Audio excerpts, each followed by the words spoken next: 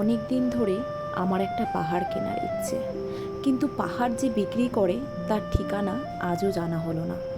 যদি কোনো দিন তার দেখা পেতাম, দামের জন্য একটু পিছিয়ে যেতাম না। আমার নিজের একটা নদী আছে, সেটাই দিয়ে দিতাম পাহাড়টার বিনিময়ে। কারণ সবাই জানে পাহাড়ের চেয়ে নদীর মূল্যই নাকি বেশি। পাহাড় স্থির আর নদী চিরপ্রবাহমান। তবুও আমি নদীর বদলে পাহাড়টাই বেছে নিতাম, কারণ আমি কখনো কখনো ইচ্ছে করেই ঠকতে চাই। এই নদীটাও একদিন কিনেছিলাম আমার একটা ছোট্ট দ্বীপের বিনিময়ে। ছেলেবেলায় সেই ছিমছাম দ্বীপে অসংখ্য রঙিন প্রজাপতি উড়ে বেড়াতো। সেই দ্বীপটাই ছিল আমার পৃথিবীর সবচেয়ে প্রিয় ঠিকানা। তারপর বড় হলাম, যৌবনের চোখে দ্বীপটা হঠাৎই ছোট মনে হতে লাগলো। প্রবাহমান ছিপছিপে এক নদী তখন অনেক বেশি সুন্দর লাগতো।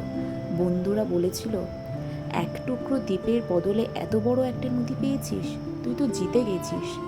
সেদিন সত্যিই জয়ের আনন্দে ভেসে গেছিলাম। আমি ভালোবেসেছিলাম নদীটাকে। সে আমার অগণিত প্রশ্নের উত্তর দিত। আমি জিজ্ঞেস করতাম, আজ সন্ধ্যায় বৃষ্টি হবে?